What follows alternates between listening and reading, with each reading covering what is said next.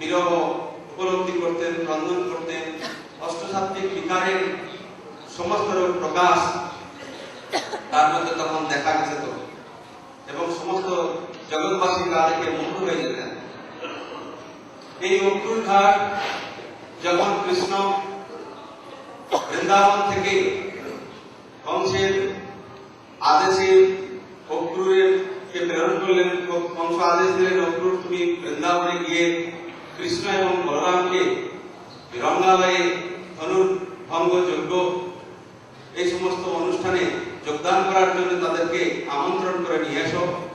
পরিকল্পনা ছিল যে কৃষ্ণ বলরামকে এখানে নিয়ে এসে তাকে সামনাসামনি পরাস্ত করবেন। অসুর বুদ্ধি তীক্ষ্ণ অত্যন্ত, তাই আমন্ত্রণের ভান করে তাদেরকে নিয়ে আসতে লাগলেন।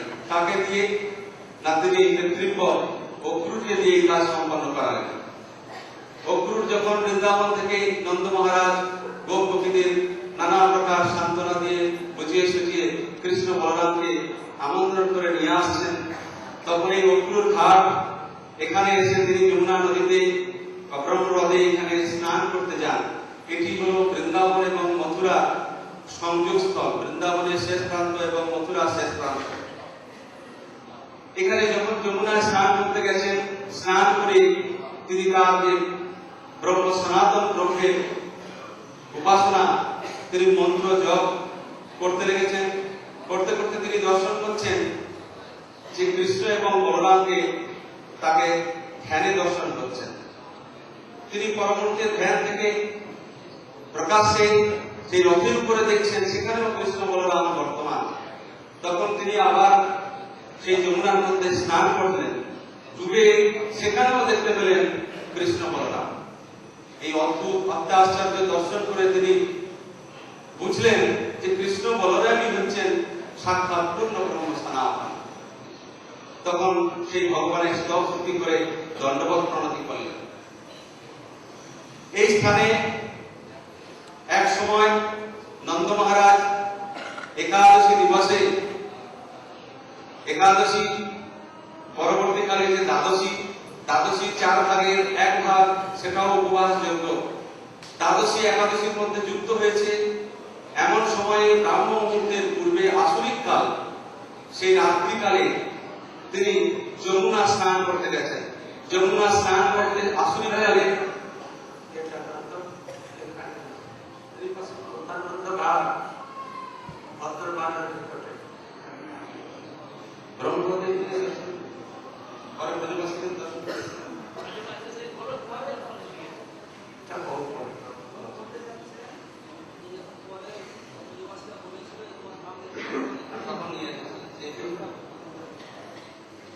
সেই সময় নন্দ মহারাজকে বরুণের অনুচর, বরুণ দেবের অনুচর তারা হরণ করে নিয়ে বরুণ লোকে নিয়ে চলে যান। বরুণ লোকে নিয়ে যাওয়ার পরে কৃষ্ণ সেই সমাচার শুনে তখন সেই যমুনার মধ্যে প্রবেশ করে বরুণ লোকে পৌঁছে যান। বরুণ লোকে পৌঁছে যেতে কৃষ্ণকে নানা প্রকার উপহার সম্ভার দিয়ে তাকে প্রসন্ন করে তার নিকটে তার অনুচরদের পিতাকে নিয়ে আসার জন্য যে অপরাধ হয়েছে সেই অপরাধ মার্জনা ইত্যাদি স্তব স্তুতি করে তাকে প্রসন্ন করলেন এবং পরম আদরের সঙ্গে নন্দ মহারাজকে কৃষ্ণের নিকট সমর্পণ করে দিলেন এবং কৃষ্ণকে নানা প্রকার অভিষেক ইত্যাদি বহু সমারোহে তাকে স্তব স্তুতি করলেন।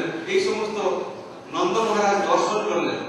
দর্শন করে পরে যখন আবার যমুনা থেকে চলে এলেন, এসে সমস্ত ব্রজবাসীকে কৃষ্ণের অত্যাশ্চর্য এই সমস্ত ঘটনা ব্রজবাসীদের নিকট তিনি বর্ণনা করলেন। সেই সমস্ত কথা শুনে তখন ব্রজবাসীগণ কৃষ্ণকে বললেন যে আমাদেরও সেই ব্রহ্ম লোক, সনাতন ব্রহ্ম লোক আমাদেরও দর্শন করার ব্যবস্থা করে দিন। কৃষ্ণ তাদের আবেদনে সাড়া দিয়ে এই ব্রহ্মহ্রদে তখন সমস্ত ব্রজবাসীকে সেই সনাতন ব্রহ্মলোক অর্থাৎ পরব্রহ্ম সেই দর্শন সব এখানে সম্পন্ন করেছেন। এই জন্য একটি নাম ব্রহ্মহ্রদ।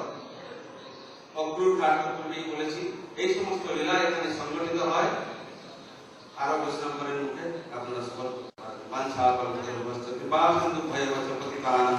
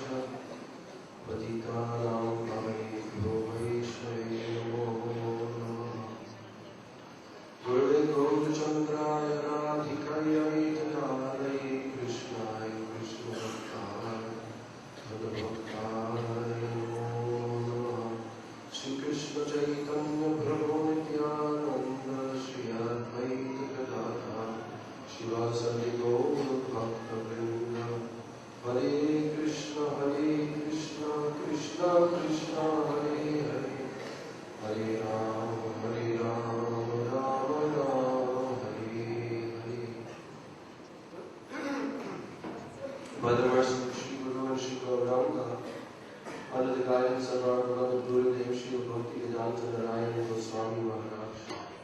Today we had the opportunity to go to a very exalted place on the border of Shri Vrindavan named Akrur Ghat. At that very place, Bhagavan Shri Krishna Chandra came with Akrur. Actually, because Kamsa had tried so many times to kill Krishna by sending so many demons to Vrindavan, and again failing. Now he hatched the plot that he would try to bring Krishna to Mathura. So he communicated this to Sri Akrur, who was actually the uncle of Sri Krishna. And he instructed him that he should go to Vrindavan and on the very chariot of Kamsa, the golden chariot, he should bring Krishna to Mathura for a wrestling match. And in this way, Kamsa had so many plans that he would kill Krishna even before he could reach the wrestling arena. So, Akrur, though, was actually a great devotee of Krishna. He was a pure Parabhagavad Vaishnava. And in his heart of hearts, he had deep attachment to Krishna and to Baladev Prabhu. So, Akrur actually took this opportunity as a great boon for himself, although he understood the sinister plot of Kamsa. So Akrur, he happily mounted this chariot, and he began going from Mathura to Vrindavan. As he was coming from Mathura to Vrindavan, he became so absorbed in Sri Krishna, in meditating upon how, when he would see the beautiful lotus face of Krishna, and Krishna would see him, then Krishna would welcome him and call him his uncle and show him so much affection. In this way, Akrur came to Vrindavan. When he approached the precincts of Vrindavan, he also was able to see the imprints of Sri Krishna's lotus feet and the marks of the auspicious marks on the bottom of Krishna's lotus feet, like lotus flower, club, disc, and club, and so many others. And when he saw these imprints, he became overwhelmed in transcendental ecstasy. He came down from his chariot again, rolling in the dust of Vrindavan. And as he was absorbed in this way, he began to offer so many prayers to Sri Krishna. Then finally, he got on his chariot again and he approached the house of Nanda Maharaj in Nandagaon. And as he was coming there, then the residents of Vrindavan, they began to understand that a messenger of Kamsa had come. And the gopis and the gopas and Nanda Maharaj, Mother Yashoda, they all became very frightened that, oh, our beloved Krishna, he is now going to be taken away from us to Mathura. Because up to this time, Krishna had never left Vrindavan. So that night was a night full of anxiety. Shri Mother Yashoda was so absorbed in her beautiful son Krishna that actually she took him and she hid him away so that he could not be found. And the Braja Gopis, they were also in complete anxiety of separation mood.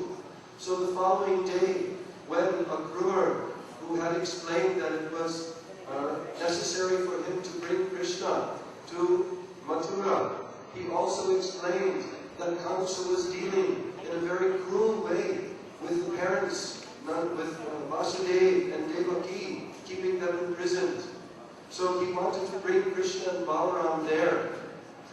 So that morning, when Akrur began to mount the chariot, all the residents of Vrindavan came from all directions, and as we heard described very beautifully today by Srimad Ashram Maharaj, that all of the different residents of Vrindavan, the gopas, the gopis, the cows, the deer, the forest animals, all came to see Krishna.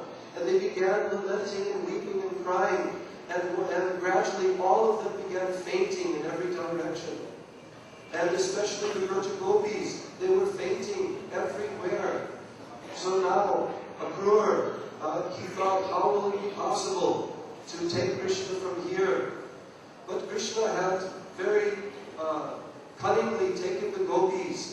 a nearby kunja, and he reassured them that I will return. Do not worry, I will return. So now Shri Krishna and Balaram finally mounted the chariot after Akrura had again inspired them that you must come to Mathura. Your parents are being tortured by Kamsa.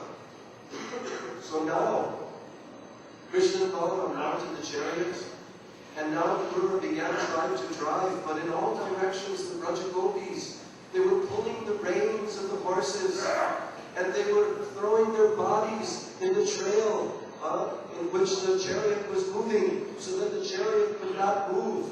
And in this way, somehow or other, they were trying desperately to keep Krishna from leaving Vrindavan.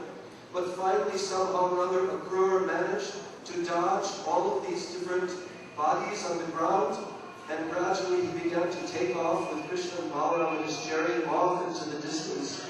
And the Brijvasis stood like pillars, fainting on the ground and looking at the chariot of Kamsa disappear into the distance. So in this way, finally, Krishna and Balaram came on the chariot of Akrura to this place, Akrura Ghat, not so far from Mathura. And there it became the evening time, the time for Sandhya, for performing Anik. So Akrura stopped there at this pond. There was a pond, like a bathing pot there. And Akrura now submerged himself into the pond. And when he dumped himself down inside the pond, meditating upon the mantra of his Ishtadev, Lord Narayana, who did he see? He saw Krishna and Balaram inside of the pond. So he was wondering, what is this? Instead of seeing his Ishtadev, Lord Narayana, with 4 arms, now he saw Krishna and Balaram there. Then he came up from the water and he glanced over at the chariot. And again he saw Krishna and Balaram sitting on the chariot. He was wondering, what is this? Then when he again came down into the pond, now he saw the manifestation of Lord Narayana lying on the bed of Ananta Shesh, being served by Lakshmi Devi, his lotus feet being massaged, and all great sages like Narada and Vyas, and so many personified Vedas offering prayers to the Supreme Lord. So what is the significance of this? That actually, this is the border line between Vrindavan and Mathura. They are completely worlds apart, although in miles they are not a very great distance. But in the measurement of rasa, from the viewpoint of rasa vichar, they are worlds and worlds of difference apart. And actually, it is known from Shastra that Vrindavan Prityajat Bharat Ekam Nagachati. That Sri Krishna, Bhagavan himself, Swami Bhagavan Krishna, the son of Mother Yashoda, the son of Nanda Maharaj, he never even takes one step out of Vrindavan. And also, Rohini Nandan Baladev Prabhu, he is also an eternal resident of Braj. He also never takes one step out of Vrindavan. So therefore the question has to be asked, then who was going on the chariot of Akrura to go to Mathura? Actually, this was the expansion of Krishna, not the complete Purna Krishna, but the expansion of Krishna, known as Vasudev Nandana, and Baladev Prabhu, also known as Vasudev Nandana, Devaki Nandana. So in this way, now Akrura began to take the chariot to Mathura. And in this way, Krishna and Balaram went. Nanda Maharaj also came on chariots, later on bullock carts, and he was also going there to Mathura. That is another pastime. So in this way, this place, Akrura Ghat, it is a very highly auspicious place where the transcendental spiritual world was manifested to Akrura. And also in this place, Nanda Maharaj one time was performing the Ekadasi Ghat, and he was going to take bath at a particular time in the evening when it was not considered auspicious. It was actually a time when asuric influences are prominent. So when he began to take bath in that same pond, what happened? The Varuna Dev, who is the demigod of all the waters, he came and his messengers came and took Nanda Maharaj. So now Sri Krishna searching for his father Nanda Maharaj, understood that Varuna Dev had taken him to Varuna Lok.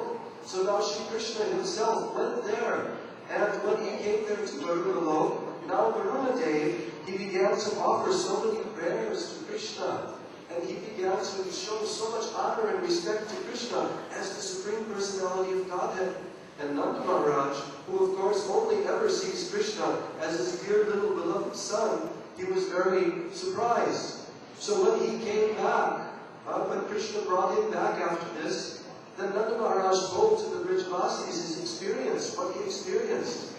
And now the Brijvasis began to think, oh, let us ask Krishna that we can have a darshan of the transcendental Param.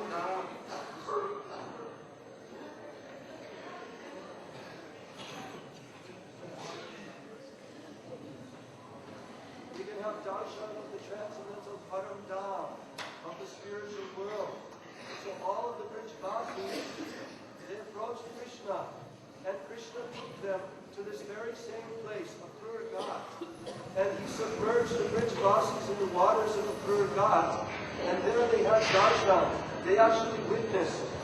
They witnessed the spiritual world, the eternal Goloka Vrindavan Dham, and in this way they became aware that Sri Krishna was the manifestation of Lord Narayana, but actually they did not accept this by rasa, because their relationship with Krishna, the Brijvasis, only ever see Krishna as the son of Nanda Maharaj.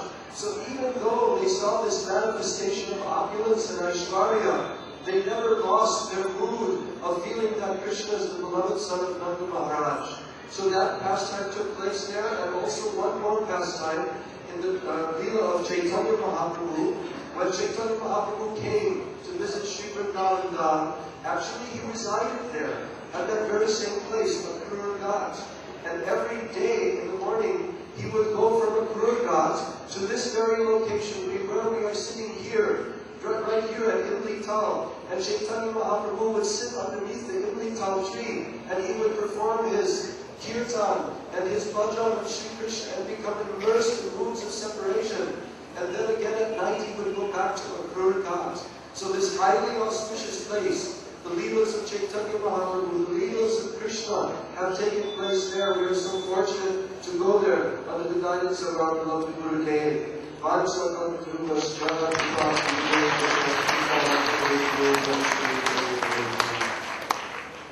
low, Krishna showed to Nanda Baba and other low, father low.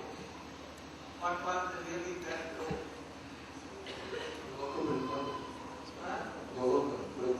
No, Vrindavan. Vaikuntha. Was only Guru. So they saw, but they saw so much arrogance. They cannot call their Krishna, oh my dear son. So they shut their eyes, and then thus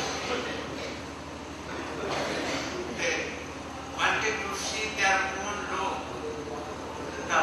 And then they returned back and they saw Vrindavan. वास्तव में नंद बाबा को और कृपानंद इत्यादि दूसरे गोपों को जो उन्होंने सनातन लोक का दर्शन कराया, वह वो लोग था वृंदावन नहीं, इसलिए वहां पर उनकी संतुष्टि नहीं हुई। कृष्ण को राज राजेश्वर के रूप में देखा, माता बीज से भी बढ़ करके गोलोक में उनका ऐश्वर्य देखा। वो अपने पुत्र नहीं कर सकते थे, गोदी में नहीं ले सकते थे, इसलिए उनकी अरुचि हुई। तब उन्होंने कृष्ण से कहा कि अब हम लोगों को लौटा दें। तो कृष्ण वहां वृंदावन में ले आए, वृंदावन को दिखाए एक कौन आत्मा है, बस कृष्ण को हम यहाँ पर पुत्र कर सकते हैं, प्रेम कर सकते हैं ये। इसलिए गोलोक से भी बढ़कर के द्वारका, द्वारका से भी बढ़कर के मथुरा, मथुरा से भी बढ़कर के वृंदावन। उसी वृंदावन को गोलोक है। गोकुल ब्रज वृंदावन ब्रजमंडल इत्यादि। दोनों का एडवांटेज द्वारका से भी अधिक है। द्वारका द्वारका का है दोनों से काम बोलो कृष्ण वृंदावन से छड़े जानना बोले सर कृष्ण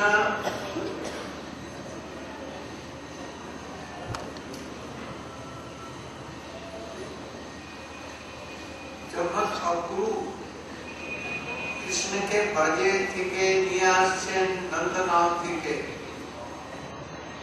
ওই অকুরু ঘাটেতে কৃষ্ণচন্দ্র অকুরু সন্ধ্যা করবেন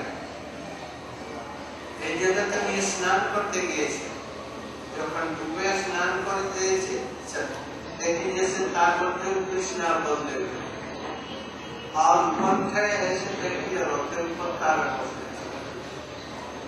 अपन से किलो का है हम लोग आबाद की परीक्षा करने थे आबाद वही रूप हम देखे तात्पर्य की वृंदावन करते कृष्ण पादे कम न गच्छे वृंदावन से दिए कृष्ण को खाओ एक बात ওখানে অপূর্ব যখন সন্ধ্যা আরতি করছেন ওটা বর্ডার লাইন ব্রজের আর মথুরা ওইখানে থেকে ওই ছলেতে কৃষ্ণ আর বলদেব রোহিণী নন্দন বলদেব যশোদানন্দন কৃষ্ণ আর রোহিণী নন্দন এরা ব্রজেতে চলে গেল অপ্রকট ভাবেতে থাকলো আর প্রকট ভাবেতে वसुदेव नंदन कृष्ण एंड बलदेव एक দুজন এরা যে এখানে জন্ম নিয়েছে ওরা ওখানে ফিরে আসে এই পূর্ণ রহস্য हाथ रहो जब ये पत्नी का तुम्हें बोले बोलते तुम्हें बोलते पारो আপনি আপনার কথা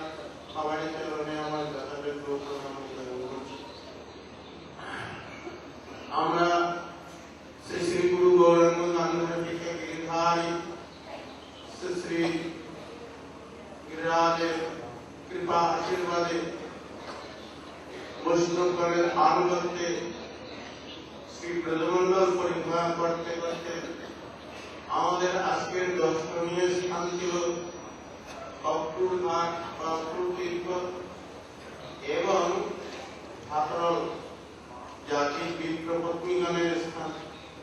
আমরা সেই সময় অপ্রাকৃত স্থানসমূহ আমরা বৈষ্ণবগণের আনুগত্যে দর্শন করার সৌভাগ্য লাভ করছি। এই ধাম হচ্ছে অপ্রাকৃত।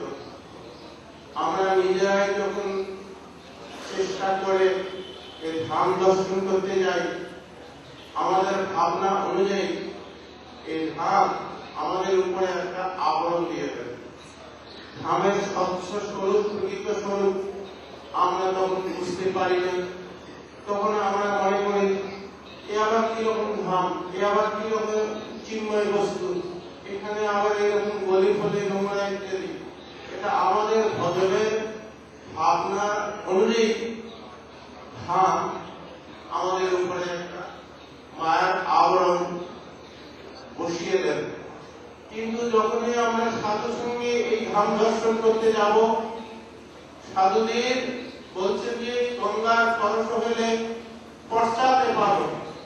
গঙ্গা দেবীর যদি কৃপা লাভ করতে হয় ওখানে স্পর্শ করতে হবে কিংবা স্নান করতে হবে, তবে তো গঙ্গা দেবীর কৃপা লাভ হতে পারে। কিন্তু বলছে যে বৈষ্ণব দর্শনে পবিত্র করো, এই তোমার গুণ। এই দিনে বৈষ্ণব সঙ্গে সাধু সঙ্গে কৃষ্ণ নাম, সাধু সঙ্গে তীর্থ দর্শন সফলতা। সাধু সঙ্গ দেখে দেখে এই তীর্থ দর্শন ঠিক ভাবে দর্শন হয় না, ভুল ত্রুটি আমাদের থাকে, যেহেতু আমরা বদ্ধজীব। যাই হোক, আমরা এই ভাকরণ বা জাগতিক পত্নীগণের স্থান দর্শন করতে যাচ্ছি। এখন কৃষ্ণ বলছেন সব সখাবৃন্দকে, এই সখাবৃন্দ শোনো, প্রতিদিন তো আমরা এই খাবার নিয়ে আসি আর ওখানে গিয়ে বলে গিয়ে সেই সমস্ত আমরা আহার গ্রহণ করে থাকি। তবে আজকে কিছু আনতে হবে না, কেননা আমরা বেশি দূর যাবো না, এই মথুরায় যাবো কাছাকাছি। হ্যাঁ, সুতরাং তাড়াতাড়ি ফিরে আসবো। সুতরাং আর আমাদের কোনো প্রয়োজন নেই খাবার অত দূর বোঝা করি না। যাই হোক, সব সকালে এমনি চললেন আর কেউ আর কিছু খাবার নেন। এদিকে গোচারণ করতে করতে এই জাতির পত্নীগণের স্থান মানে যজ্ঞস্থলের কাছাকাছি এসে গেছেন। যজ্ঞস্থল এবং জাতির পত্নীগণের কিন্তু একটু দূর আছে। যজ্ঞস্থল আর জাতির পত্নীগণের স্থান কিন্তু এক জায়গায় নয়। যাই হোক, এখন দুপুর হয়েছে, পূজা পেয়েছে। সব সকারা তখন বলছেন কৃষ্ণকে, কৃষ্ণ কৃষ্ণ মহাবাহ দুষ্ট নির্বহন। হে কৃষ্ণ, তুমি মহাবাহ, তোমার আমরা চরিত্র আমরা অনেক দেখেছি, বড় বড় অসুর এসে আক্রমণ করেছে, আর তাদেরকে তুমি অনায়াসে সংহার করে আমাদেরকে উদ্ধার করেছ। সুতরাং আজ আমাদেরকে অসুর এসে আক্রমণ করেছে, সেই অসুরের হাত থেকে আমাদেরকে রক্ষা করো। কৃষ্ণ বলেন, কোথায় তোমাদের অসুর, দেখাও দেখি। না না, এটা তুমি বাইরের থেকে দেখতে পাবে না, এর ভিতরের অসুর মানে ক্ষুধার অসুর জঠরাগ্নির মধ্যে ঢুকে পড়েছে, ক্ষুধা চাই। তাহলে এই অসুরকে যদি দমন করতে হয় তাহলে কি দিতে হবে? ক্ষুধার দ্রব্য দিতে হবে, খাবার দিতে হবে। তাহলে খাবারটাই আমাদের পরোক্ষভাবে কৃষ্ণ যেরূপভাবে চতুর বাক্য চারটা আছে, চতুর্থা সভাবৃন্দ সেইভাবেই ওরা ওই বাক্য প্রয়োগ করছে। যাই হোক, কৃষ্ণবাদের কোন চিন্তা নেই। ওখানে বিপ্রবর জাতি বিপ্রবর ওখানে যোগ করছে। হ্যাঁ, তোমরা সেখানে গিয়ে কিছু অন্ন ভিক্ষা করো। কেননা এই জাতি বিপ্রবর ওরা বিরাট যোগ্য করছে, প্রচুর পরিমাণে তাদের পরিশ্রম হচ্ছে, কিন্তু ওই ফলটা হচ্ছে সামান্য ক্ষুদ্র। বুড়ি কর্মানি ফলটা হচ্ছে ক্ষুদ্র। কেন ওই ফল ক্ষুদ্র? এই জন্য বললেন যে যজ্ঞ করছে ওরা সর্বকাম না, স্বর্গ লাভ করবার জন্যই যজ্ঞ করছে। তা বলছে স্বর্গে গিয়ে আবার কতদিন থাকবেন? ওই পুণ্যের মতো রকম বিসন্ধি এবং ত্রয় ধর্ম অনুপ্রপন্না এই জন্য স্বর্গ গিয়ে ওখানে থাকতে পারবে না, আবার ফিরে আসতে হবে। সুতরাং কিন্তু ওদেরকে এখন কিছুতেই বোঝানো যাবে না। এই জন্য তিনি বলেন যে যাও, ওদেরকে কৃপা করবার জন্য সব সভাবৃন্দকে তিনি সেখানে পাঠিয়ে দিলেন। ওরা গিয়ে ভো বিপ্রগণ, শুনুন শুনুন কৃষ্ণ। তুমি বলছেন যে কৃষ্ণ বলে দিয়েছেন যে আমার কথা বলবে না, হ্যাঁ এই বলদেবের কথা বলবেন। তারপরে ওরা গিয়ে বলছেন এখানে বলরাম আর অন্যান্য সভাবৃন্দ সবাই এখানে আসছেন, আর এই গোচারণ করতে করতে ওদের পূজা পেয়েছে, সুতরাং আপনারা কিছু পূজা দ্রব্য দিন। আর ওদের ভিখারির কথা কে শোনে? কোনো অনুভব করলেন না, বারবার বলা সত্ত্বেও যখন কিছুই শোনা, কিছু উত্তর দিলেন না, ওরা একটু দুঃখিত মনে তারা ফিরে এসে কৃষ্ণকে বললেন যে কৃষ্ণ তুমি এমন একটা জায়গায় পাঠালে যে আমাদের কিছুই দিল না। কৃষ্ণ বললেন যে তোমরা চিন্তা করো না, তোমরা ভিখারি লোক, এই জন্য এক বাড়িতে দেবে না আর এক বাড়িতে দেবে, এই জন্য নিরাশ হওয়ার কোনো কারণ নেই। তোমরা জাতি বিপ্রপত্নীগণের কাছে যাও। এবার গিয়ে কিন্তু আমার কথাটাই ওদের কাছে বলবে, কেননা এই জাতি বিপ্রপত্নীগণ বহুদিন ধরে ভগবান কৃষ্ণের কথা শ্রবণ করেছেন, কিন্তু কৃষ্ণকে দর্শন করেনি, শ্রবণ করেন আর অনুকীর্তন করেন। এই শ্রবণ এবং পরস্পরে মিলে কৃষ্ণের গুণকীর্তন করেন, এটি হচ্ছে ওদের পরম সাধন। এই সাধনের আজ প্রভুত্ব ফল আর অন্তিম সময়ে সে উপস্থিত হয়েছে। এই জন্য কৃষ্ণ বললেন যে এক কার্যে করেন কৃষ্ণ কার্য পাশা। সুতরাং ওই দিন আজ ওরা ভগবানের কৃপা লাভ করার দিন এসে গেছে। তাই বালকগণ অর্থাৎ সভাবৃন্দ সবাই চললেন এবার জাতি বিপ্রপত্নী গিয়ে বললেন ভো ভো বিপ্রপত্নী শুনুন শ্রীমন্তন শ্রীমন্তন, শুনুন শুনুন আপনারা। অদ্বৈ কৃষ্ণ এবং বলরাম এবং সভাবৃন্দ সবাই প্রচারণ করছেন, ওদের ক্ষুধা পেয়েছে, সুতরাং ওরা আমাদেরকে পাঠিয়ে দিলেন আপনাদের কাছে, আপনারা কিছু খাওয়ার দ্রব্য বললেন। বাবা আজ আমাদের এমন সৌভাগ্য, আজ কৃষ্ণ অদূরী শিখেছেন আর কৃষ্ণের জন্য খাবার তিনি নিজে চেয়ে নিয়েছেন। এই জন্য ভক্তের কাছে ভগবান চেয়ে চেয়ে খান, অভক্তের কোন দ্রব্য ভগবান পুরোটি না। এই জন্য অভক্তের কোন দ্রব্য তিনি গ্রহণ করেন না, আর ভক্তের জন্য তিনি ভক্তের দ্রব্য গ্রহণ করে ভক্তকে কৃতার্থ করবার জন্য তিনি তার সভাবৃন্দকে ভক্তের কাছে পাঠিয়ে দিলেন। আর সঙ্গে সঙ্গে ওরা নানাবিধ অন্ন ব্যঞ্জন আদি তৈরি করে বড় বড় প্রধান মধ্যে সাজিয়ে নিয়ে ওরা চলছেন। সভাবৃন্দ বলছে না না না, আপনাদের এত কষ্ট করতে হবে না, আমাদের যে কৃষ্ণ পাঠিয়েছেন আমরাই নিয়ে যাবো। ওরা তখন বললেন না না, ভগবানের সেবা আমাদের নিজ হাতে করতে হয়, ওটা লোকের দ্বারা হয় না। এই জন্য লোকের দ্বারা বা মাইনে করে রেখে নিয়ে কোনো ব্যক্তির দ্বারা ঠাকুরের সেবা, ওটা ঠিক ঠিক ঠাকুর সেবা হয় না। ঠাকুর সেবা যদি করতে হয় নিজেই করতে হবে, যেটা অম্বরীশ মহারাজকে দিয়েছে।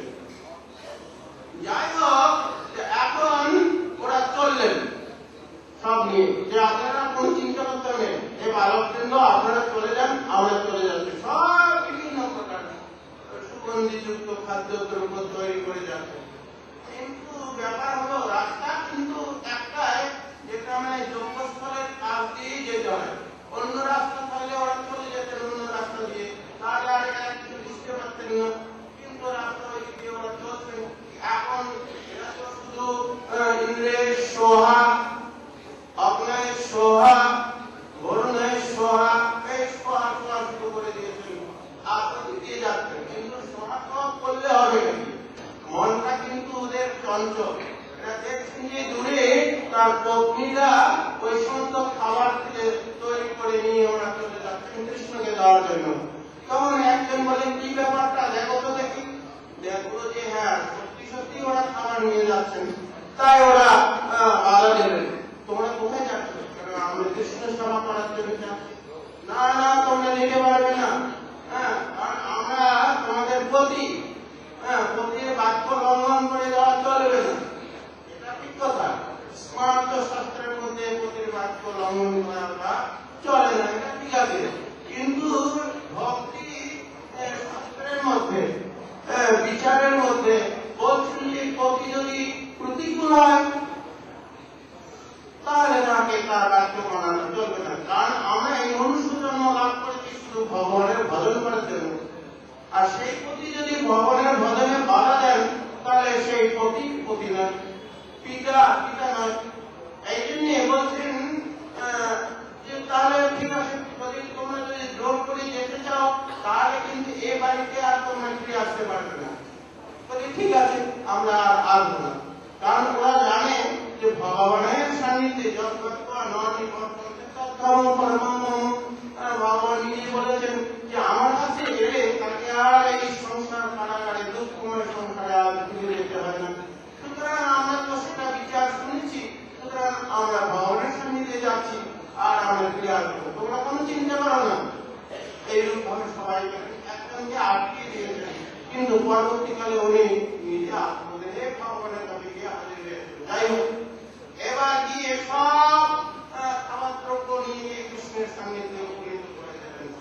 কৃষ্ণ দেখেই খুব আনন্দিত, আর সব সবাইকে বলেন যে তোমার সবাই বলছেন না, পরিদর্শন করে দিলেন, খাওয়া দাওয়া সব হলো।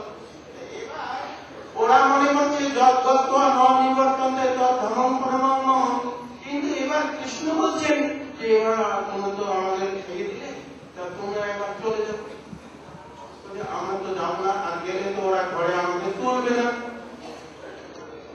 না না, তোমরা কোনো চিন্তা করো না। না, আমরা যাবো না। কেন?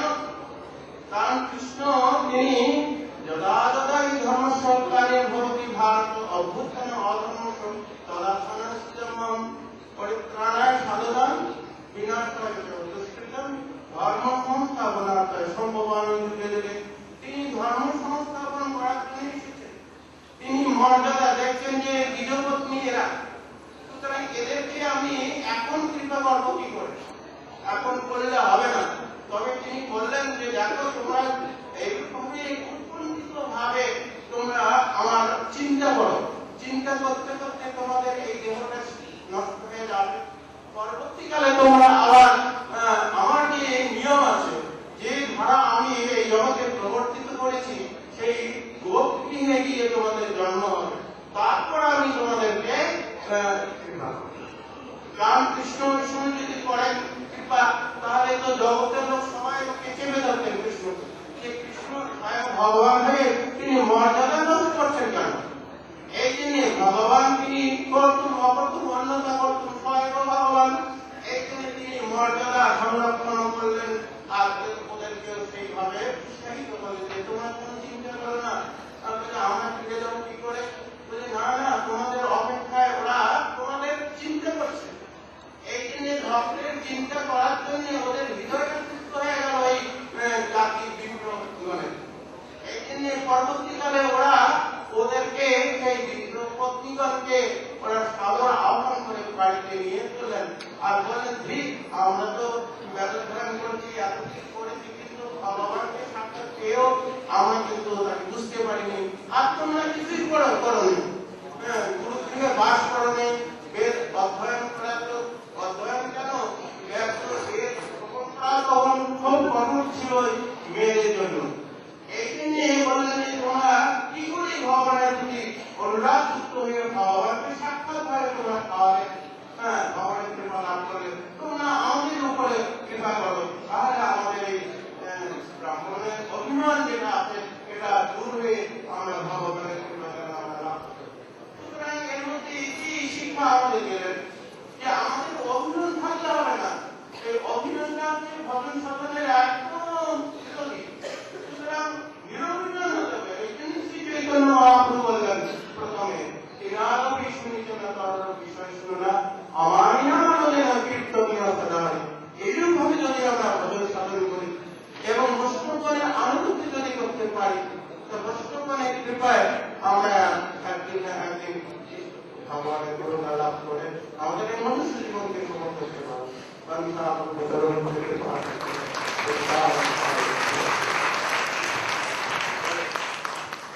সুন্দর হয়েছে শ্যামরানী You understood what he told?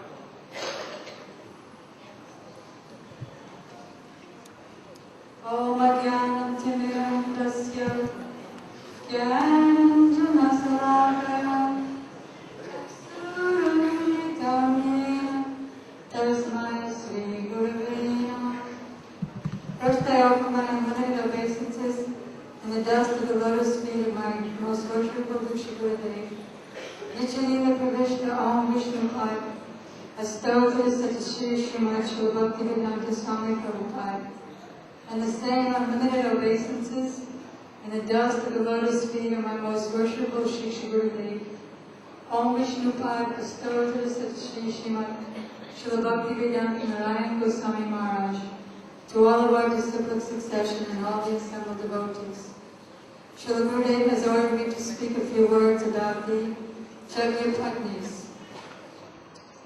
So, very near to Akuragat, we find Jagyastali, near where Krishna was cowherding with his friends and the cows, playing so many different games, when once the cowherd boys told Krishna, "We're very hungry. We want you to kill the demon." What demon is that? The demon of hunger in our stomach. And then, if you can do that, you'll be very successful at killing demons, because you're known as the killer of the demons. Krishna told them that there are some Jagya brahmanas who are performing sacrificial rituals. And if you go to them just at this time, this is the exact right time where they can give you some prasadam. But don't mention me first. Mention Baladev, because these Jagya brahmanas are very puffed up, as one is in the caste system, with a material conception that I'm in the highest caste, the brahmanas. So at least Baladev is a Kshatriya, and they'll think that I'm very low because I'm just a Vaishya. So why don't you ask in Baladev's name?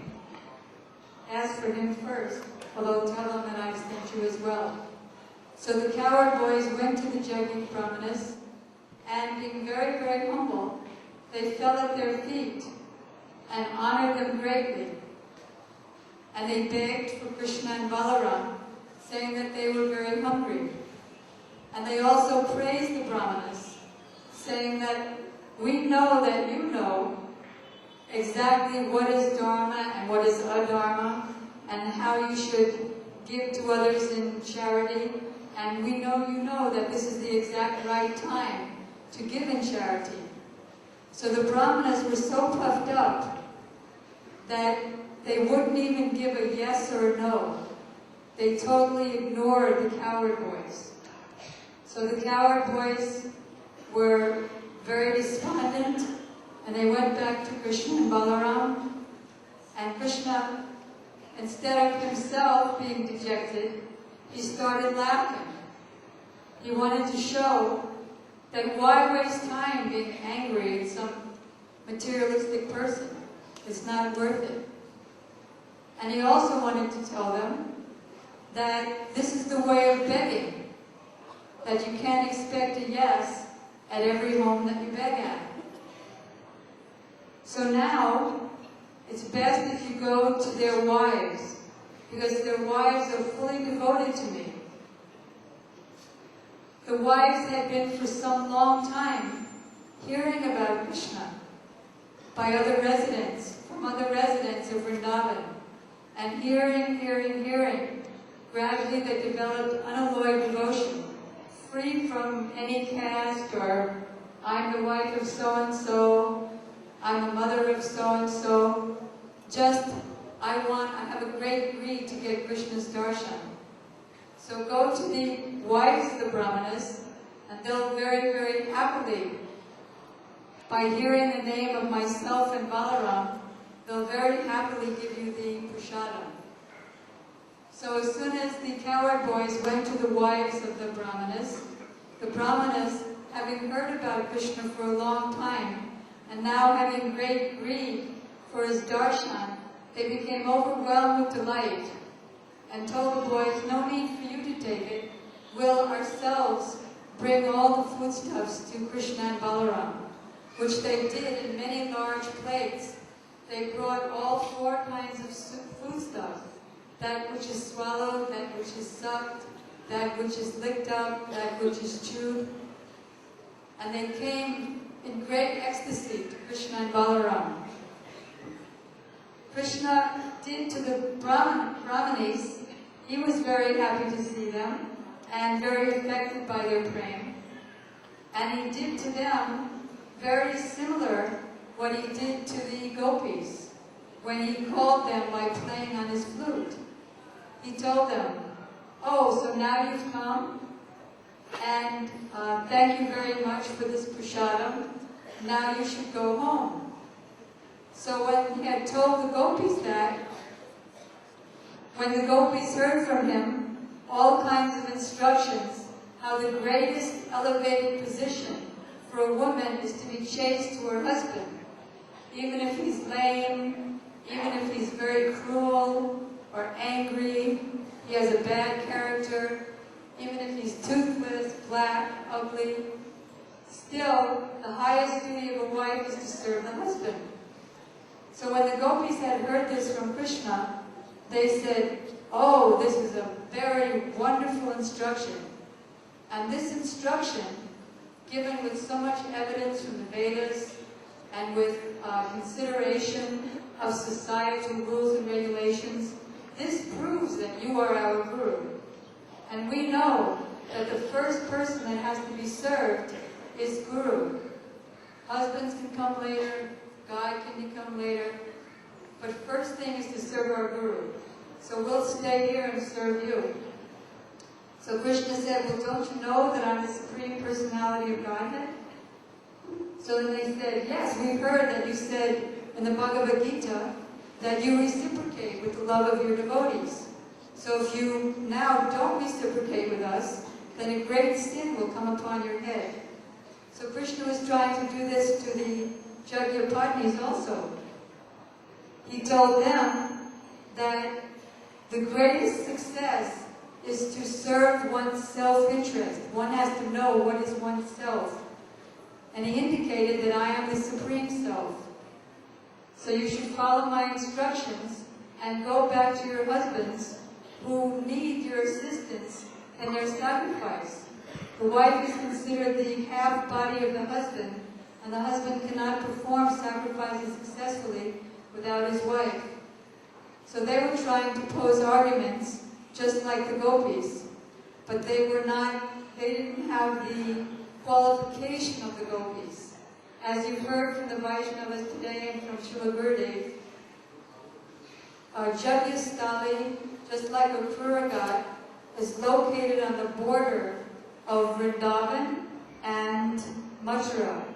Although they're only 2 fingers apart, because the border of Vrindavan meets with the border of Mathura, still there's so much difference. They're so far apart. Radharani never went to Mathura. So they're far apart because of mood. In Vrindavan there's so much sweetness, even though there's actually more opulence than there is in Mathura, or more opulence than there is in Dwarka, more opulence than there is in Vaikuntha even. There's so much sweetness that that opulence is not tasted. But in Mathura, that opulence is tasted. So Yogamaya inspired Vishnu within his heart that although he was impressed by their praying, he manifested his opulence to them and told them that, insisted that they go back to their husbands and that he's the Supreme Personality of Godhead. And that went into their hearts because they are not Brijbasis, but they're Mathuravasis. So they acquiesced with some arguments. They tried to argue, but because of the sense of opulence, and only the Ititrix Solilabhir Anandakunde, Krishna wants to show all the Mathuravasis, the Dwarkavasis, the Vaikuntavasis, that I'm only controlled by the love of the Vrindavan, and I engage in all kinds of loving pastimes with them. And I want to bring everyone up to appreciate them and have the greed to serve like them. So first the Nagapatni said, well, if we go home to our husbands, they're not going to accept us anyway. They told us that if you go, then you might as well not come back. In fact, they tried to threaten us. And some Jagipatnis were locked in their rooms as the gopis were. So they also left their material bodies and went to Krishna. But because of their sense of opulence, they had some humility, they had some respect there. And they said, well, we know that although they had Madhurya Ras, a touch in their heart, they said, we know that we're not qualified to engage with you in Madhurya Lila. We know that we're not qualified like the gopis. So we won't even go to your village, we'll just stay in the forest and we'll put on the heads the garlands that you share with the gopis and that you toss away. So because of their somewhat of awe and reverence, even though they had so much praying, that as soon as they saw Krishna, and they saw, as Sukadeva Goswami described, Shamam Hiranya Paribhim Vanamalyabharha, that Krishna appeared to them in a very beautiful cloud-like complexion. And his yellow pitambara was just like a streak of lightning. And his curly hair was just like bumblebees bouncing upon his face. His head was bedecked with peacock feathers and sprigs of buds of various flowers and leaves. He wore very beautiful forest garlands. So they were very attracted by him, absorbed in him. And they saw that he was standing with his arm on the shoulder of his friend and twirling a clay lotus flower.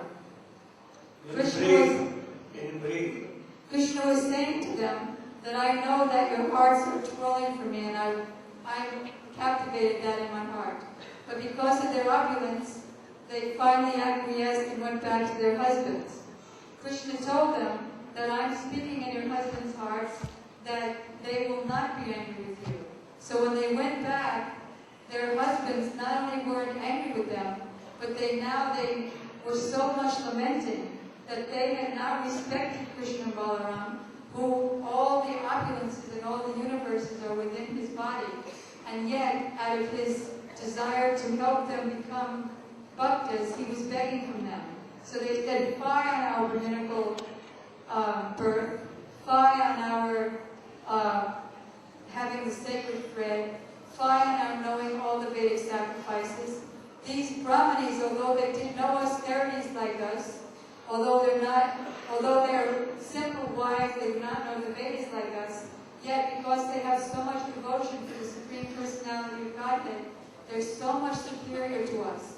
So they lamented and repented, and now they wanted to go to Krishna just like their wives did. But they were afraid of Kamsa, that if Kamsa's spies find out, then Kamsa will arrange to have us killed. So they ended up not going. So because of so many obstacles through their narjas and their pride, they were covered by fear, whereas their wives didn't care if they were killed, didn't care about anything. So there's so many instructions in these beautiful Leelas of Krishna. Tattva is included in Leela. And when we hear them from the pure devotees, like Srila Gurudev, then something comes in our heart, and a greed comes to serve like the Brajvasis, and become free from our greed to serve our material senses. इसने उनके साथ में रास किया। जब पत्नी भी गई,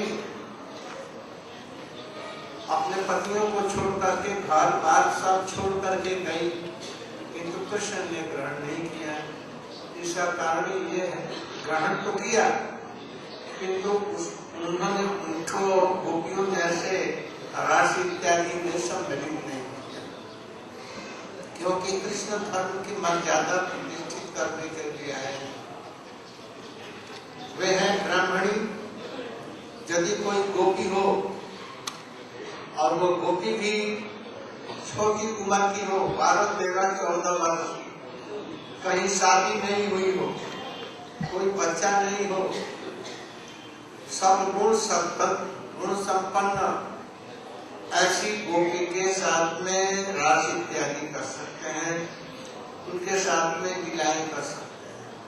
किंतु ये तो ब्राह्मणी है, इसलिए धर्म रक्षा के लिए ब्राह्मणियों को उन्होंने लौटा दिया, किंतु लौटाया नहीं, ऊपर से तो लौटाया, किंतु भीतर से योग माया के प्रभाव से ये सुनिश्चित कर दिया कि तुम लोग दूसरे जन्म में गोपी होकर के आए, उस समय तुम्हारी इच्छा पूर्ण करेगी। दंडकारण्य निवासी 60,000 ऋषि लोग यदि उनको पाने की इच्छा कर रहे हैं तो उनको गोपी रूप मिला, लेकिन वो क्यों नहीं मिलेगा? उसमें उस सामाजिक रूप में आई, कुछ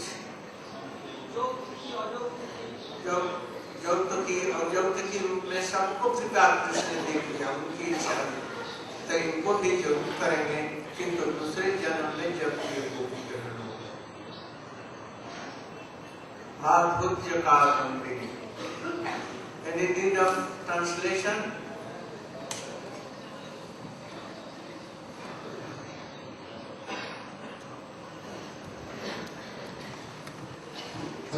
Hello. Just quickly, when the gopis heard the flute of Sri Krishna, then they gave up everything and came running to him. At that time, Sri Krishna instructed the gopis, even if your husband is ugly, black, lame, poor, or all of the above, still it's a woman's duty to serve him. But the gopis, they still were able to perform Rasa Lila with Sri Krishna. On the other hand, the Yajnapatis also left everything and came to Krishna, but Krishna persuaded them to return home and serve their husbands. Thus we see that even though the Yajnapatis were accepted by Sri Krishna, they were never accepted fully like the gopis were, and Krishna never performed Rasa with them. Why is this? Sri Krishna came to this world to establish Dharma and Marjana, proper behavior. Thus, Krishna performed Rasa with the gopis who were very young at that time, being 12, 13 or 14. Either they were not married or they had no children. Therefore, Krishna performed Rasa with them. But on the other hand, to perform Rasa with the wives of the Brahmanas who were worshipful in society would not be proper for Sri Krishna. Therefore, in order to protect religious principles, he asked them to return home to their husbands. And it must be that in the next life, those Brahmanis could take birth as gopis and perform Rasa with Sri Krishna. After all, if Krishna fulfilled the desires of the thousands of sadhus residing in the Dandakaranya forests, then why he could not fulfill the prayers of fulfill the desires of the wives of the Brahmanas? Gopimanand.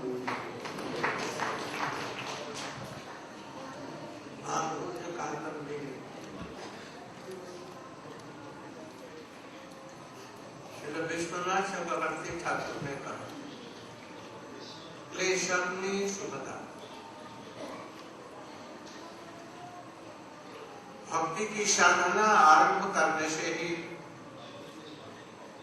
सब अशुभ दूर हो जाते हैं। उसमें अज्ञान, अस्मिता इत्यादि जितने दोष हैं और प्रारब्ध अप्रारब्ध बोध भी जितने पाप हैं सब पाप नष्ट हो जाते हैं। उसी के संबंध में विस्तृत रूप से बतलाया है। भक्ति परेशानुभव विरक्ति का ये अशुभ की निवृत्ति और शुभ की प्रवृत्ति प्राप्ति एक ही समय में होती है। पहले कहा जा चुका है कि साधन भक्ति, वैदिक भक्ति अथवा रागानुगा भक्ति प्रारंभिक अवस्था में ही क्लेशों को नाश करने वाली और समस्त शुभ गुणों को उत्पन्न करने वाली। और शंका हो सकती है कि साधन भक्ति क्लेशों का नाश और शुभ गुणों का प्रदान दोनों काम का एक साथ ही में होता है, या पहले भक्ति के विघ्न नाश हो जाते हैं तब शुभ होता है।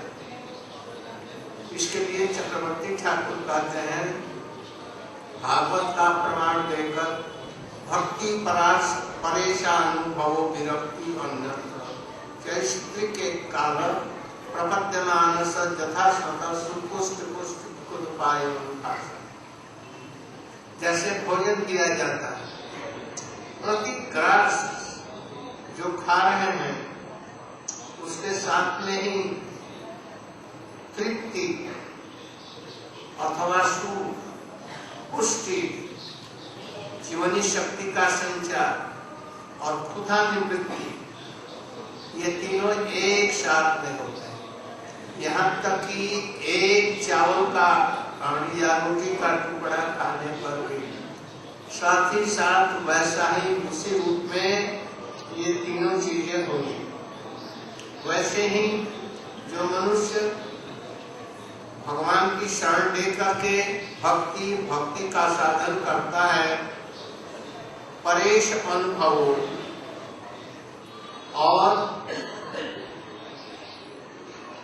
भगवान के प्रति प्रेम, परेश अनुभव देता है और प्रेमास्पद प्रभु के स्वरूप का अनुभव और अतिरिक्त विषयों में वैराग्य होगा भी।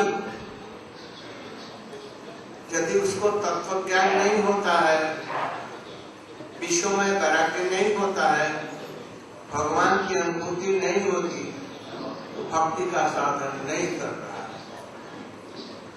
हम लोगों में बहुत से लोग हैं हम लोगों के साथ में,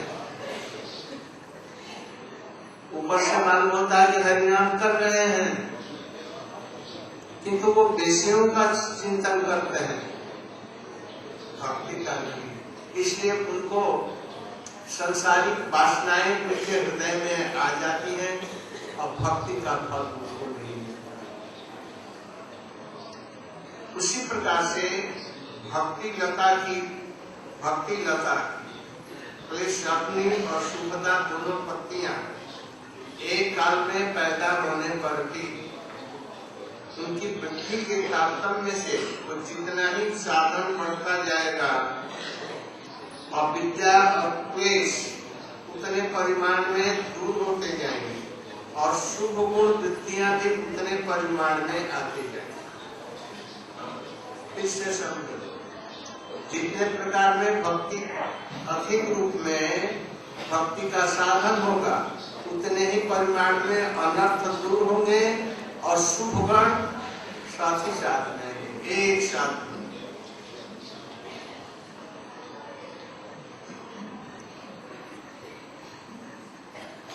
किंतु इसमें एक क्रम है, किंतु क्रम इतना सूक्ष्म है, जैसे हम एक ग्लास अन्न खाया, हम नहीं समझ सकते कि हमारा पेट कुछ भरा है। 2 ग्लास 4 ग्लास खाना, आधा खाने तो मालूम हो जाए और पेट भरने को है। अब पूरा जब खा लेंगे और पेट भर, और चलिए कुछ रसगुल्ला एक नहीं और खाने से फिर उसकी विरक्ति हो जाएगी। उसी प्रकार से इसमें भी एक क्रम है जिसको इतना सूक्ष्म और दुर्लभ है कि सहज बोध करने मालूम नहीं होता, किंतु है। भोजन में प्रवृत्त व्यक्ति के ग्रास के साथ ही पुष्टि और निवृत्ति आंशिक रूप में हुआ। जितना खाएंगे अंश रूप में होता है। केवल यही नहीं, एक एक अन्न के भीतर में वो शक्ति है, किंतु हमको उस समय स्तर का मालूम नहीं होता। भक्ति के संबंध में भी ऐसा ही समय है। कभी कभी हम लोग विचार करते हैं कि श्रद्धा भी हमारे अंदर में आई है कि नहीं। इतना दिन 20, 25, 30, 40 वर्ष हो गए, 50 वर्ष हो गए, साधन किया, भगवत अनुभूति कुछ नहीं हुई।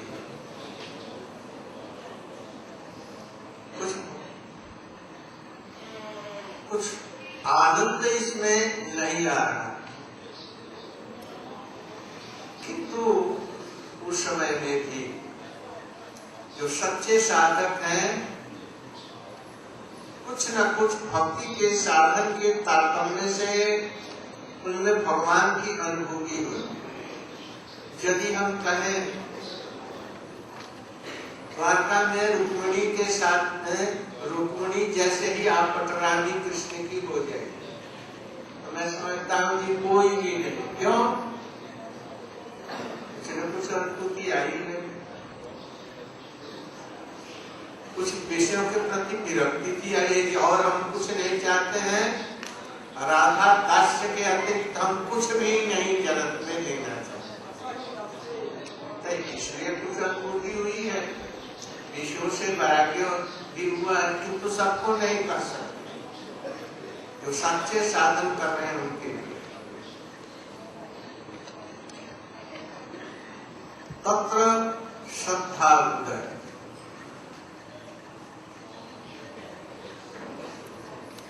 ग्रंथकार श्री चक्रवर्ती ठाकुर भक्ति का स्वरूप बताया।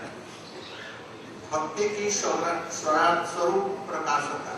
भक्ति के ऊपर किसी का अंश, किसी का अंकुश नहीं है। स्वतंत्र इच्छा वही जहां तहां भी वो प्रकट हो सकती है। पापी लोगों के हृदय में भी हो सकती है, और बुद्धिमान सदाचारी जाति ब्राह्मण जैसे लोगों के हृदय में भी भक्ति नहीं हो सकती। बुद्धि विद्या बल के ऊपर में निर्भर नहीं करता। हाँ, श्रद्धा जरूर होना चाहिए। श्रद्धा नहीं रहने से भक्ति कभी भी नहीं होगी। अब यहाँ ग्रंथ के मूल विषय, प्रतिपाद्य विषय तब साधन भक्ति के स्तर का वर्णन। पहले तो स्तर में है श्रद्धा।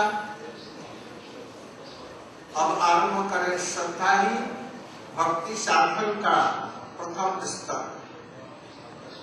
शरणागति भक्ति नहीं है, उसका द्वार है, द्वार तक पहुंचा देती है बस। और साधन का जब वहां पर है तो श्रद्धा प्रथम सीढ़ी है, सोपान। मध्य में प्रवेश करने के लिए पहला सोपान श्रद्धा है।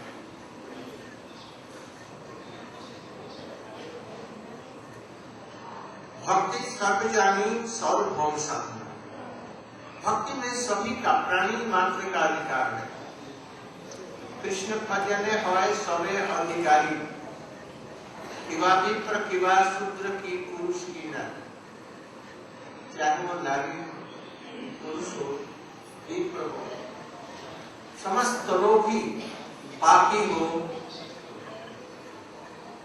जगाई बधाई जैसा व्यक्ति हो, अजामिल जैसा पापी हो, सभी जिनको श्रद्धा हो गई बस वो अधिकारी है। अतः भक्ति साधन में जाति, कुल, स्थान, देश, काल इत्यादि, यहाँ तक कि अमेरिका में, इंग्लैंड में कहीं भी भक्ति हो सकती। आज वहाँ के हजारों लोग आ रहे हैं, भक्ति की बात सुन करके उसे श्रद्धा का उदय हुआ, इसलिए और भी भक्ति और बड़े अनुभूति हो, और अंत में हम लोग प्रेम पा सके, इसके लिए लोग आते हैं।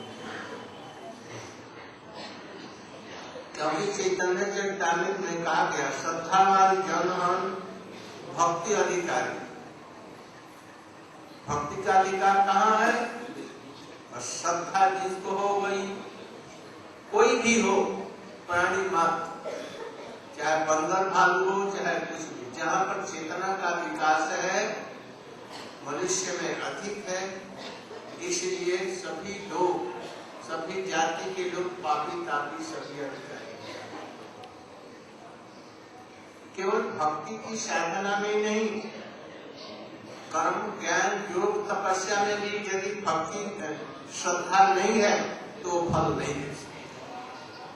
अश्रद्धया भूतम तत्तम तपस्तत्तम कृतं चजत सत इति उच्यते भागवत न च तत्प्रत्यक्षोऽइह। हे पाप, अश्रद्धा पूर्वक जो हो दान अन्य कर्म अनुष्ठित होते हैं वे सब असत है, उनका कोई भी फल नहीं है, बेकार व्यर्थ के हैं। गीता के इस वचन के अनुसार में श्रद्धा विहीन सभी साधनाएं निष्फल है। महर्षि पतंजलि ने लिखा है, श्रद्धा चेतस संप्रसाद साहि जननी व कल्याणी योगिनम पाति। चित्त की संप्रसन्नता, इसी को श्रद्धा कहते हैं।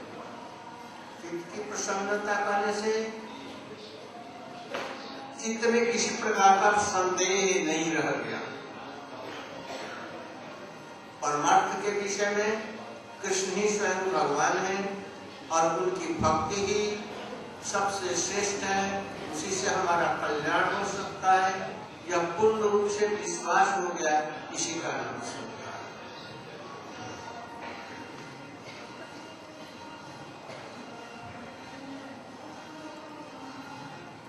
इसलिए किसी विषय में संदेह नष्ट हो जाए और वस्तु के विषय में विश्वास हो जाए, उसको श्रद्धा कहते हैं। हमारे भागवत या कहाँ लिखा भी है, श्रद्धा को अन्य उपाय वर्जम भक्ति उन्मुखी चित्त वृत्ति विशेष। श्रद्धा किंतु अन्य उपाय वर्जम, सब उपायों को दूर करके कृष्ण भक्ति करने से हमारा जीवन सार्थक हो जाएगा। इस शास्त्र वाणी के ऊपर में विश्वास हो जाएगा। इसलिए श्रद्धावान व्यक्ति ही साधन करके क्रमशः उन्नत हो सकता है। यहाँ पर श्रद्धा कितनी प्रकार होगी, उसी परिणाम में साधक का चित्त अनुकूल होकर साधकों को स्थित होगा। जितनी परिमाण में साधकों का चित्त अनुकूल होगा, उतने ही रूप में सिद्धि की तरफ में वो अग्रसर होगा। कर्म योग ज्ञान इत्यादि करने में भी श्रद्धा की जरूरी है, किंतु भक्ति के साधन में जो श्रद्धा होती है वो विलक्षण होती है। वह निर्गुण चिन्मयी भक्ति साधन का प्रथम स्तर और सोपान है। आदौ श्रद्धा, ततः साधु श्रद्धा। यहीं से भक्ति आरंभ हो गई यदि श्रद्धा होती तो।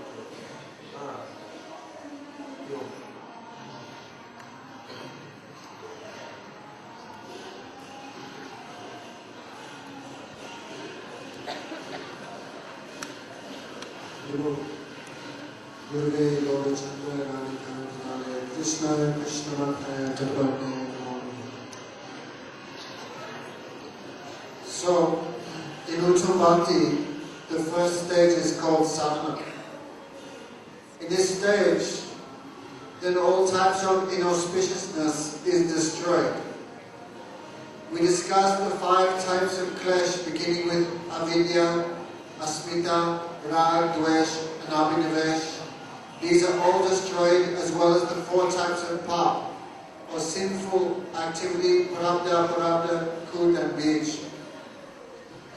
Therefore, how is this arranged? We have heard, and we are hearing, that the attainment of auspiciousness is simultaneous to the amount of inauspiciousness which is destroyed. This is evidenced in the Srimad Bhagavatam, Bhakti, Paravaresh, and Bhava Virakto. We discussed this last night. Therefore, both of these symptoms, the destruction of clash obstacles, and the attainment of auspiciousness are both there for both Raganuga Bhakti and Vaidhi Bhakti. Therefore, how does this occur? Are both of them occur simultaneously? Or is it first that inauspicious things are destroyed and then auspiciousness is attained? Therefore, an example is given in the Srimad Bhagavatam. Just like in eating, with every mouthful that is taken, we experience tripti, satisfaction, pushti, bodily strength, and kundavritti, sustained freedom from hunger. Therefore, this point is very subtle. Even every grain of rice or every piece of chapati that I eat, these three things will be experienced. Thus, all humans have the adhikar, or the right, to take shelter of devotion. Therefore, along with devotion, three things must be had. That is, one must experience an awakening of tattva-jnana, one should experience renunciation, and one must experience happiness or realization. Therefore, if we are performing sadhana bhakti, but we are not having tattva-jnana awakened within us, nor are we feeling an arousal of detachment from material enjoyment, and neither are we having realization of Bhagavan, then we have to be understood we are not really performing sadhana. There are many of us, many of people here who are with Gurudev saying with us, they are performing parikram and it seems they are chanting Harinam, but they are not receiving bhakti because their minds are filled with materialistic thoughts and ideas. Therefore, to that degree, one performs sadhana, then to that same degree one will experience a simultaneous freedom from disturbances and an awakening of good qualities or auspiciousness. Therefore, both occur simultaneously. To which degree it occurs, this is very, very subtle and very hard to understand. Even if we only take 1 grain of khichdi, still these three things, these three things will occur: satisfaction, bodily strength, and freedom from hunger. In fact, it may come that we will eat so much that if someone says, hey, take a rasgulla, oh no, I cannot take. That means one will eat so much, one must become detached even from eating. So this point is very fine and difficult to ascertain. Therefore we should consider within ourselves, I have been chanting and doing sadhu sang for 10, 20, 30, 50 years even, but has shraddha or faith appeared within my heart? Even after so many years, we have not experienced happiness in devotional life, nor is any realization appearing within us, nor is tattva-jnana manifesting within us. Thus, according to that degree we perform sadhana bhakti properly, then to that degree we will experience satisfaction, happiness, and realization. But we cannot say we have not achieved anything. For example, Gurudev says, if we can say, put up your hands, who wants to become a queen in Dwarka, like Rukmini, then only 1 or 2 may put up their hands. Who wants to go to Dwarka? Only Vijay. But therefore we cannot say we have not had any realization. On the other hand, if we say, who wants to become a servant of Radhika? Haribol. Everyone who wants to become except Vijay. So, we cannot say we have not had any realization, because we can understand our goal is to become a servant of Radhika. But really, only a person who is performing sadhana bhakti properly, they can really feel it and really desire it. Therefore, what is the constitutional position of bhakti? What is the Swarupa bhakti? We have heard that bhakti has no material cause. Because she is independent, she can appear in the hearts of anyone. Even sinful persons, she may appear, and even qualified persons like the husbands of the Vedic, like the husbands of the Yagyapatnis, bhakti did not appear in their heart. Bhakti does not depend on intelligence, strength, good looks, or wealth. Bhakti depends on one thing. What is that? She depends on Shraddha or faith.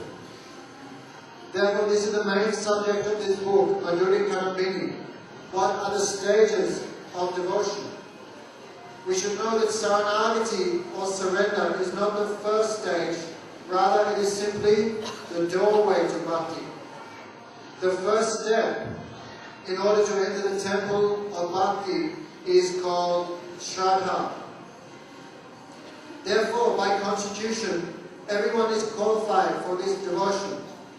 Whether they are women, men, even sinful persons like Jagai Madai or Ajamil, all are qualified for Bhakti if they possess the qualification of faith or Shraddha.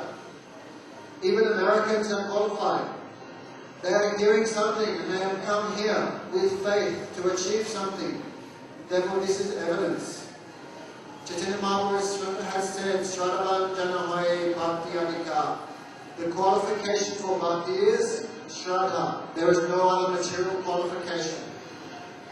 Therefore, all the species of life, human beings are the most qualified for this.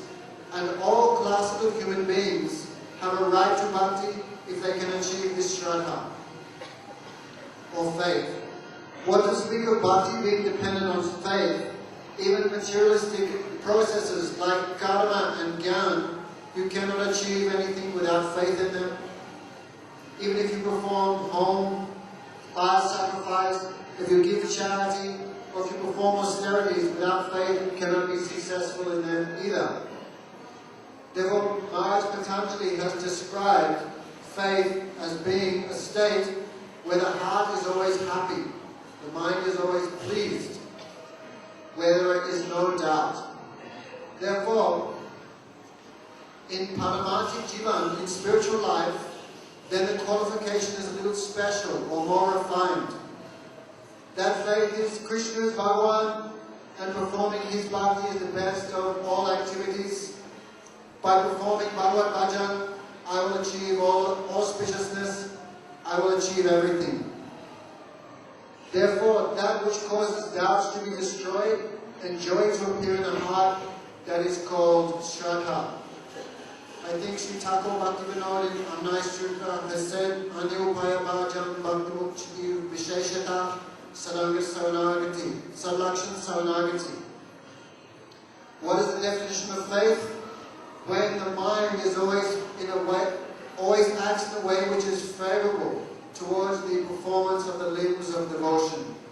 And that Shraddha, that faith, has 6 symptoms which are surrender or Saranagati. Therefore, from faith comes all perfection.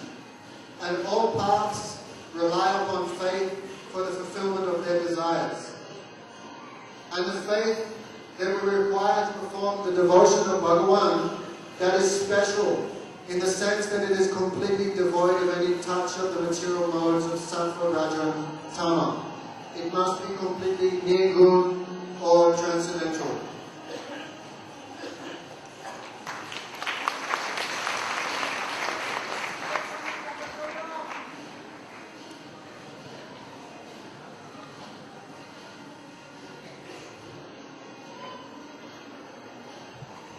Hello.